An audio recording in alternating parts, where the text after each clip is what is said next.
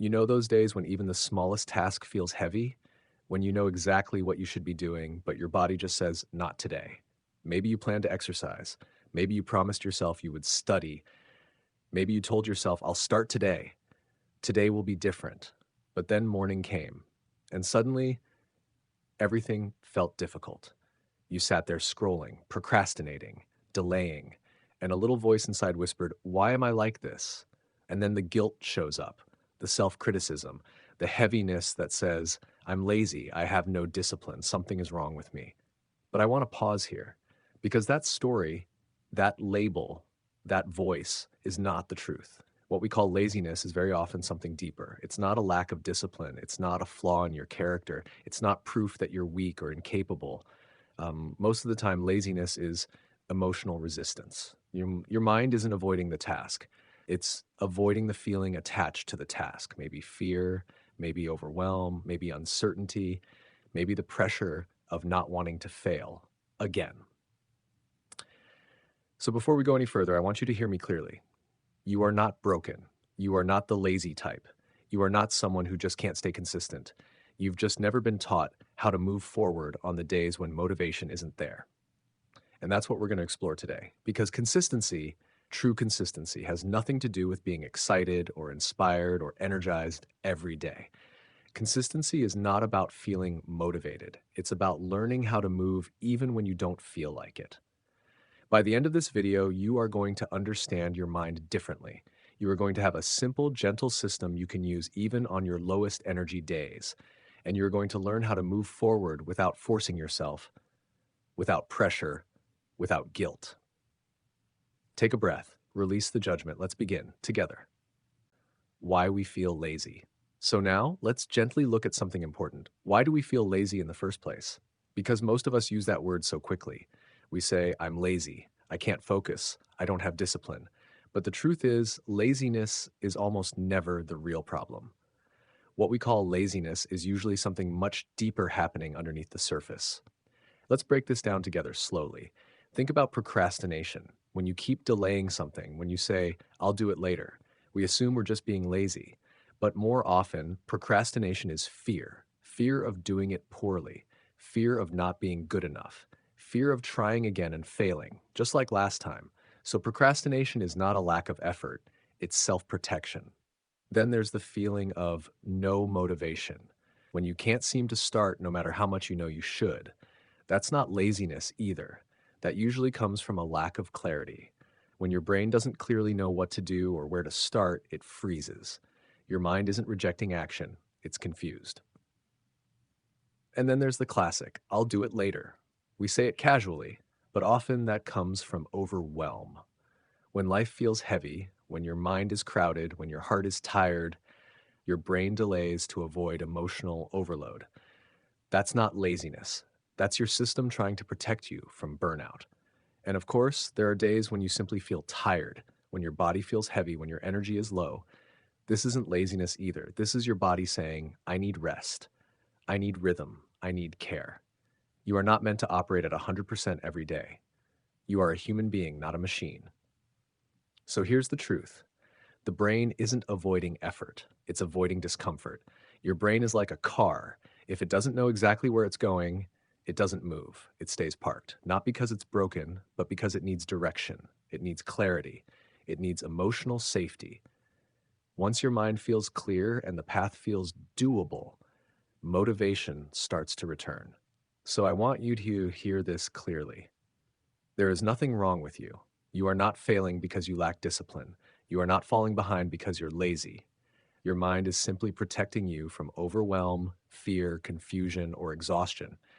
And the moment we stop attacking ourselves and start understanding ourselves, everything begins to change.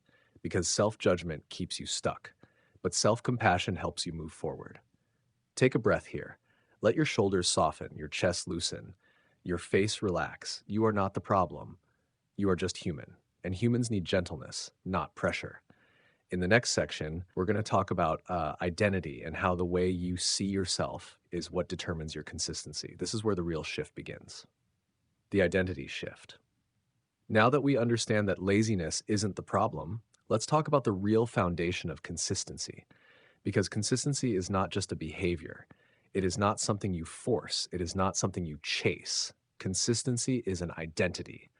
Most people try to be consistent by pushing themselves, by saying things like, I need to do better, I should be more disciplined, I have to stop being lazy.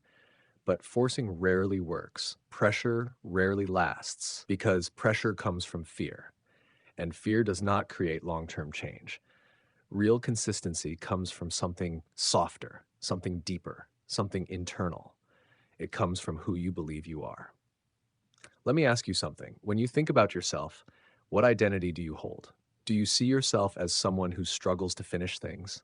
Someone who starts but doesn't continue? Someone who has good intentions but lacks follow through? If that belief sits inside your identity, your actions will always match it because we do not act based on what we want. We act based on who we believe we are. So instead of saying, I need to force myself to be consistent, try saying, I am someone who keeps small promises to myself. Not big, dramatic promises, not life changing commitments, just small ones. Small promises build trust with yourself. Trust becomes confidence. Confidence becomes identity. And identity becomes natural action. Think about it. If you believe you are a person who learns every day, you don't need motivation to watch one lesson. You just do it because it's who you are.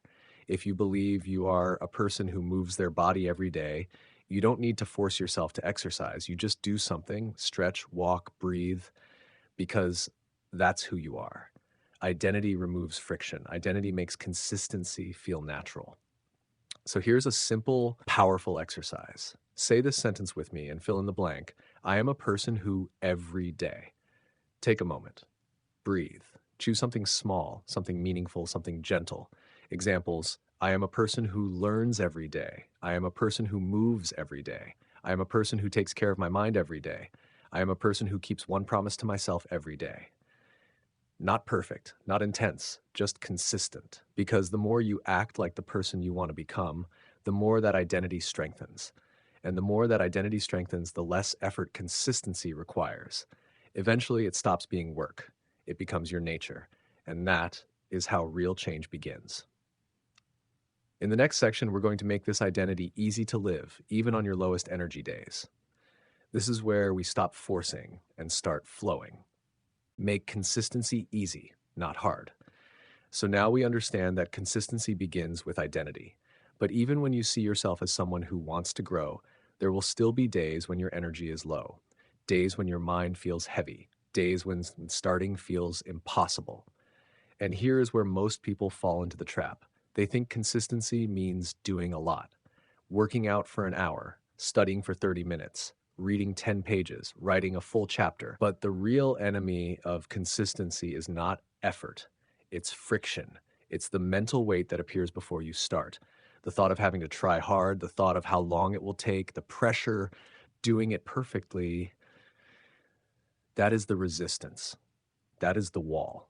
So instead of trying to push through the wall, we're going to remove the wall entirely. And this is where the 2-minute rule comes in. The 2-minute rule is simple. Make the habit so small, so easy, so gentle that you cannot talk yourself out of it. Not, I need to work out for an hour, but I will put on my shoes and walk for 2 minutes.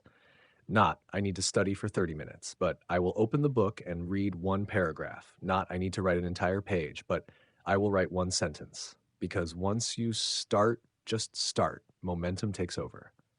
The hardest part is not the work. The hardest part is just beginning. And once you begin, your brain says, oh, this isn't so hard. I can keep going. Starting small bypasses resistance. Starting small tells your brain, this is safe. We can do this. No pressure. There is a quote I want you to remember. Your brain is not lazy. It just hates starting. So make starting easy. When you remove the pressure, when you remove the weight, when you remove the expectation of perfection, consistency becomes natural. Because consistency is not built through intensity, it is built through frequency. 2 minutes a day is more powerful than 2 hours once a week. One sentence a day is more powerful than one perfect essay once a month. Because every small action reinforces your identity. I am someone who shows up. And that identity is what will carry you on the days when motivation is nowhere to be found. Take a breath here. Let the simplicity of this land. You don't need to force yourself. You don't need to be perfect. You don't need to be disciplined every day. You just need to begin gently for 2 minutes. In the next section, we're going to talk about something even more powerful: how your environment shapes your consistency, often more than your motivation ever could. Are you ready? Let's continue. Build momentum through environment. By now, you've learned how to make consistency simple. But even with the 2 minute rule, there's still one invisible force that either lifts you forward or quietly pulls you backward: your environment. You see, most people rely on willpower. They say things like, I just need to be stronger. I just need to be more disciplined. I just need to push harder. But here's the truth: willpower is weak. Environment is strong. Your environment shapes your behavior long before your motivation ever gets a chance to speak. You don't rise to the level of your goals, you fall to the level of your systems. So if you want to be consistent, stop fighting your environment and start designing it. Let's talk about how to do that. Here are 4 powerful steps you can start today. Step 1: remove distractions. Your phone is not just a tool, it's a portal to distraction. Every vibration, every notification is a small break in your focus. So when you're doing something important, put your phone out of reach, not face down on the desk, not on silent beside you, out of sight, across the room in another space, because what the eye doesn't see, the mind doesn't crave. Step 2: prepare before you need to. Don't wait for motivation to get started. Make your environment do the work for you. If you plan to study, set your notebook and pen on the table the night before. If you want to work out, lay out your gym clothes by the door. If you want to eat better, prepare your meals or snacks ahead of time. This removes the mental activation energy. When everything is ready, starting becomes effortless. Step 3: use visual triggers. Your brain follows what it sees, not what it remembers. If your guitar is hidden in the closet, you'll forget to practice. But if it's sitting on a stand in the corner, you'll pick it up. If your journal is buried in a drawer, you'll forget to write. But if it's open on your desk, your mind will be reminded. This matters. Make your environment a silent ally, a place that nudges you toward your best self. Step 4: track your habits visually. Our brains love progress. They love visible evidence of success. So use something simple: a wall calendar. Each day you show up, even for 2 minutes, mark an X. 1X becomes 2, 2 becomes 3, and soon you won't want to break the chain. That growing line of X's isn't just habit tracking, it's proof of who you're becoming. So remember, don't depend on willpower.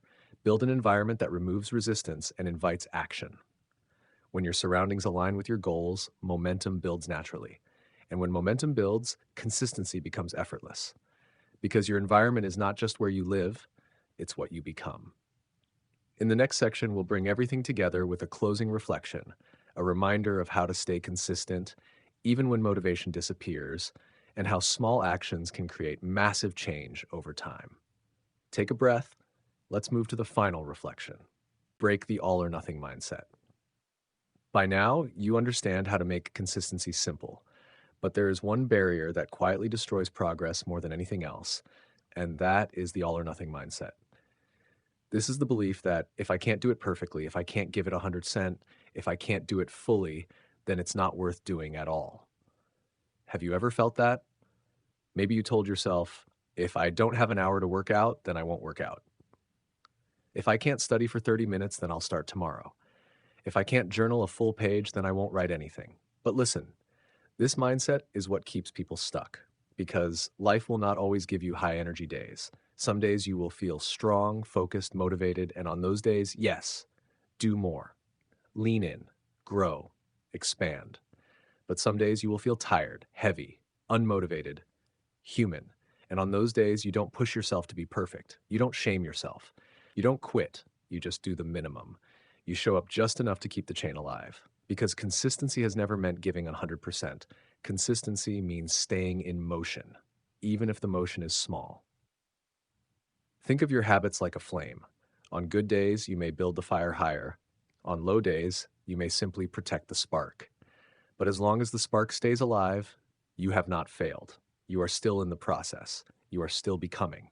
Because progress is not built through perfection. Progress is built through presence. Your life changes not from dramatic effort, but from tiny moments repeated day after day after day. This is the line I want you to remember. Tiny progress repeated daily becomes unstoppable. A 2-minute walk today, one paragraph tomorrow, one deep breath to center yourself, one small promise kept. Over time, these small moments compound. They build identity. Identity builds confidence, and confidence builds the life you're stepping into. So release the idea that you must always show up at your best. You don't need to always be strong. You don't need to always be motivated. You just need to be there, even gently, even slowly, even imperfectly, because every time you show up, you teach your mind, I am someone who continues. And that is where real change happens. Take a moment with me. Just breathe. Let your shoulders soften. Let the tension loosen. Let everything we've explored today settle gently inside you. Because I want you to remember this. Everyone feels resistance, even the people you admire, even the people who seem disciplined, even the people who look unstoppable from the outside. They feel the same heaviness you do. The same, I don't want to do this today, the same low energy days, the same doubt, the same fear of not being enough. The difference is not that they never struggle. The difference is they've learned how to show up gently, even when they don't feel ready. And that's what you're learning now, too. So instead of pressuring yourself, instead of judging yourself, instead of believing you must be perfect to be consistent, I want you to recognize something important. You are already growing. The moment you became aware, the moment you cared enough to listen, the moment you said, I want to do better, your growth began. Not when you achieve something, not when you prove something, not when you impress anyone. It started the moment you chose yourself. So let this be gentle, let this be slow, let this be human. You do not need to force change. You simply need to keep the flame alive, even if some days it's only a spark. Now, I want to ask you something, and I would truly love for you to answer this in the comments. What is one tiny habit you will commit to every day, even on your low energy days? Not a big habit, not a perfect habit, just one small, quiet action that keeps you connected to who you want to become. Write it below, share it, own it, speak it into existence. Because when you say it out loud, it becomes real. And I'll be reading every comment. We'll do this together. We grow in community, not alone. Thank you for being here. Thank you for choosing growth. Thank you for choosing yourself. I'll see you in the next video. Take care of your mind, take care of your energy, and keep showing up gently, consistently, always.